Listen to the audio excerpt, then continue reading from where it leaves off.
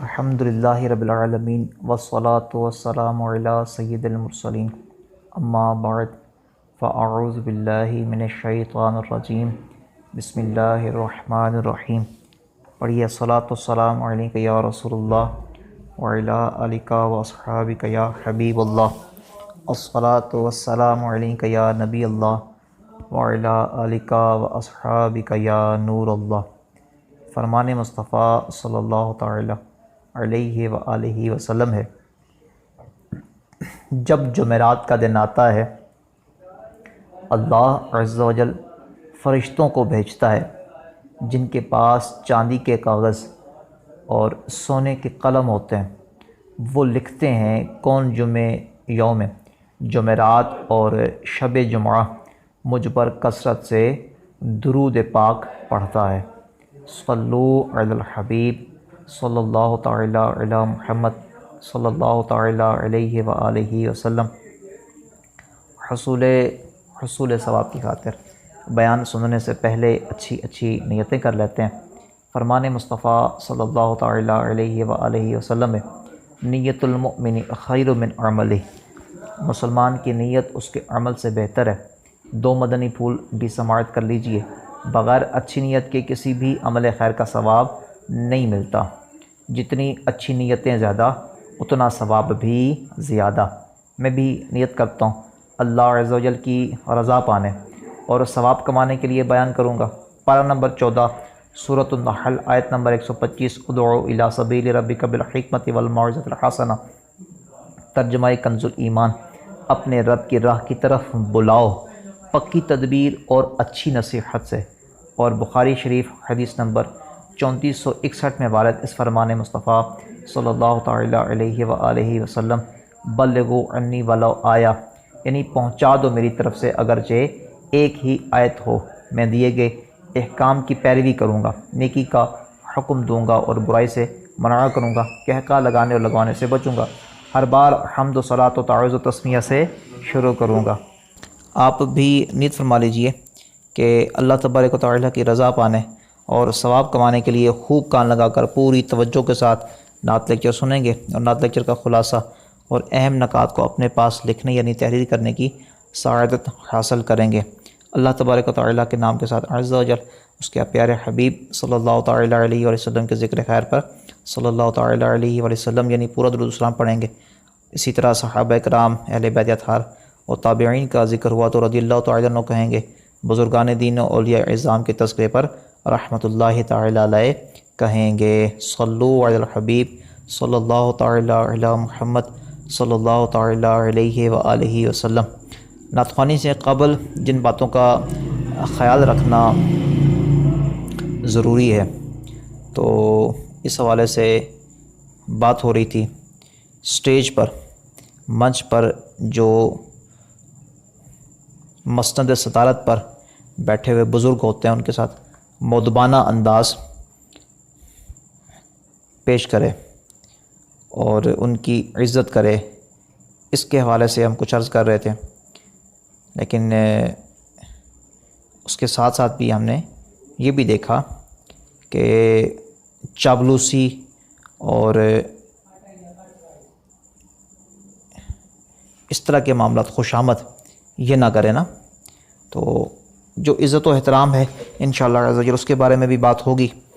لیکن آج ہم جو ہے وہ جو جھوٹ بولا جاتا ہے، ایک بندہ ہے وہ بیچارہ حافظ ہی نہیں ہے تو بعض لوگ جناب اس کو بول رہے ہوتے ہیں، ایک بندہ سیاسی ہے، اس کا جو گیدرنگ ہے، جو سوسائٹی ہے وہ اور طرح کی ہے، لوگ جھوٹ میں نا خوش آمدی انداز میں تو اس طرح کے معاملات کر دیتے ہیں، یا بعض اوقات جو جس سے ناراض ہوتے ہیں منچ پر، بعض اوقات آپ نے دیکھا ہوگا کہ جھوٹ بولے جاتے ہیں نا، تو آج جھوٹ کے متعلق سنتے ہیں۔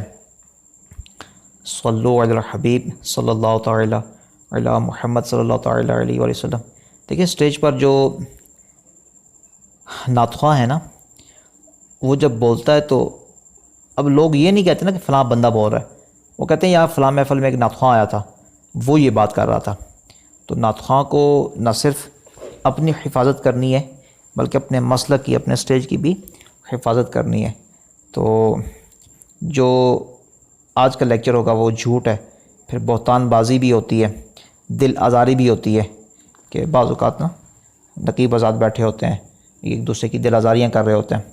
جیسے میں نے پہلے بھی عرض کیا تھا کہ محفل میں ساؤنڈ صحیح نہیں تھا، تو عالمی شعور یافتہ نعت خواں تشریف لائے ہوتے، انہوں نے نعت پڑھی، ساؤنڈ والے کو کچھ کہا، تو اس کے بعد جب وہ نعت پڑھ کے چلے گئے تو پیچھے سے جو نا نقیب اس نے بڑی دل آزاری کی اور بہت کچھ باتیں کی کہ آپ کا نعت پڑھنے کا دل ہی نہیں ہے، تو پیسوں کے لیے آئے ہیں، تو یہ ہوا تو وہ ہوا، تو اب نعت پڑھ کے چلے گئے ہیں تو ساؤنڈ والے کو برا بلا کہہ رہے ہیں، اس طرح کہہ رہے ہیں.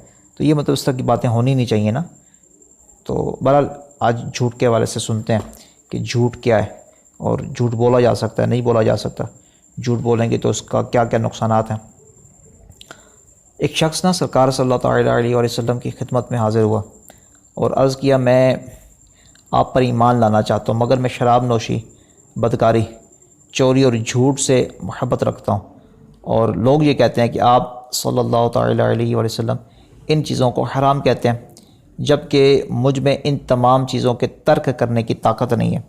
اگر آپ اس بات پر راضی ہو جائیں کہ میں ان میں سے کسی ایک چیز کو ترک کر دوں تو آپ صلی اللہ تعالیٰ علیہ وسلم پر ایمان لانے کے لیے تیار ہوں. نبی رحمت، مالک کوثر و جنت صلی اللہ تعالیٰ علیہ وسلم نے ارشاد فرمایا تم جھوٹ بولنا چھوڑ دو. اس نے اس بات کو قبول کر لیا اور مسلمان ہو گیا. جب وہ نبی کریم صلی اللہ تعالیٰ علیہ وسلم کے پاس سے گیا تو اسے شراب پیش کی گئی نا. اس نے سوچا اگر میں نے شراب پی لی اور نبی مکرم صلی اللہ تعالیٰ علیہ وسلم نے مجھ سے شراب پینے کے متعلق پوچھا تو میں نے جھوٹ بول دیا تو عہد شکنی ہوگی، اور اگر میں نے سچ بولا تو آپ صلی اللہ تعالیٰ علیہ وسلم مجھ پر حد قائم کر دیں گے. یہ سوچ کر اس نے شراب کو ترک کر دیا. پھر اسے بدکاری کرنے کا موقع میسر آیا تو اس کے دل میں پھر یہی خیال آیا، لہٰذا اس نے اس گناہ کو بھی ترک کر دیا. اس طرح چوری کا معاملہ ہوا. پھر وہ رسول اکرم نور مجسم صلی اللہ تعالیٰ علیہ وسلم کی خدمت میں حاضر ہوا اور کہنے لگا یا رسول اللہ صلی اللہ تعالیٰ علیہ وسلم، آپ نے بہت اچھا کیا کہ مجھے جھوٹ بولنے سے روک دیا، اور اس نے مجھ پر تمام گناہوں کے دروازے بند کر دیے. اس کے بعد وہ شخص تمام گناہوں سے تائب ہو گیا. تفسیر کبیر میں یہ واقعہ موجود ہے. محترم اسلامی بھائیو، دیکھا آپ نے جب ایک شخص نے جھوٹ کو چھوڑ کر سچ بولنے کا پختہ ارادہ کر لیا تو وہ کئی گناہوں سے نا باز آ گیا. معلوم ہوا جھوٹ تمام گناہوں کی جڑ ہے، تمام بری عادتوں میں سے بری خصلت ہے. جھوٹ زبان سے بولا جائے، خواہ عمل سے ظاہر کیا جائے، بہر صورت قابل مذمت ہے. جھوٹ کا مطلب یہ ہے کہ حقیقت کے برعکس کوئی بات کی جائے. یعنی اگر کسی نے پوچھا آپ محفل میں تشریف لائے تھے اور جواباً کہہ دیا جی ہاں حالانکہ شرکت نہیں کی تھی، کیا آپ نے کھانا کھا لیا ہے اور جواباً کہہ دیا جی ہاں حالانکہ کھانا آپ نے نہیں کھایا تھا، تو یہ جھوٹ ہوا، کیونکہ واقعہ حقیقت کے خلاف ہے. جھوٹ بولنا ایسی بری عادت ہے کہ ہر مذہب میں اسے برا سمجھا جاتا ہے. ہمارے پیارے دین اسلام نے اس سے بچنے کی بہت تاکید کی ہے. قرآن پاک نے کئی مقامات پر نا اس کی مذمت بیان فرمائی، اور جھوٹ بولنے والوں پر خدا کی لعنت بھی ہے. پارہ نمبر 17 سورۃ الحج آیت نمبر 30 میں اللہ تبارک و تعالیٰ ارشاد فرماتا ہے، ترجمہ کنز الایمان، اور بچو جھوٹی بات سے. پارہ نمبر 14 سورۃ النحل کی آیت نمبر 125 میں اللہ تبارک و تعالیٰ ارشاد فرماتا ہے، ترجمہ کنز الایمان، جھوٹ بہتان وہی باندھتے ہیں جو اللہ کی آیتوں پر ایمان نہیں رکھتے اور وہی جھوٹے ہیں. صدر الافاضل حضرت علامہ مولانا مفتی سید محمد نعیم الدین مراد آبادی رحمۃ اللہ تعالیٰ علیہ فرماتے ہیں جھوٹ بولنا اور افتراء کرنا یعنی بہتان لگانا بے ایمانوں ہی کا کام ہے. خزائن العرفان. اچھا، امام متکملین حضرت علامہ امام فخر الدین محمد بن عمر رازی رحمۃ اللہ تعالی علیہ فرماتے ہیں، یہ آیت کریمہ اس بات پر قوی دلیل ہے کہ جھوٹ تمام کبیرہ گناہوں میں سے سب سے بڑا اور بدترین برائی ہے، کیونکہ جھوٹ بولنا اور جھوٹا الزام لگانے کی جرت وہی شخص کرتا ہے جسے اللہ عز و جل کی نشانیوں پر یقین نہ ہو، یا جو شخص غیر مسلم ہو اور اللہ عز و جل کا جھوٹ کی مذمت میں اس طرح کا کلام فرمانا نہایت ہی سخت تنبیہ ہے۔ نیکیوں میں دل لگے ہر دم بنا، عامل سنت اے نانا حسین، جھوٹ سے بغض و حسد سے ہمیں بچا، کیجئے رحمت اے نانا حسین۔ صلو علی الحبیب صلی اللہ تعالی علی محمد صلی اللہ تعالی علیہ وآلہ وسلم۔ اندازہ لگائیے جھوٹ بولنے والے کی قرآن پاک میں کیسی مذمت بیان فرمائی گئی ہے نا۔ بار بار جھوٹ بولنا ایمان کی کمزوری پر دلالت کرتا ہے، اور جھوٹے شخص کی بہترین نعت خوان باطنی بننے بگاڑ کا آن لائن نعت کورسز، جن میں 50,000 لکھی ہوئی نعتیں، 5,000 نعتیں، 100 سے زائد درود و سلام، 9 مختلف زبانوں پر مشتمل نعتیں، 300 سے زیادہ لیکچرز اور اسباق اور بہت کچھ شامل ہے۔ مزید معلومات کے لیے دیے گئے نمبر پر رابطہ فرمائیں۔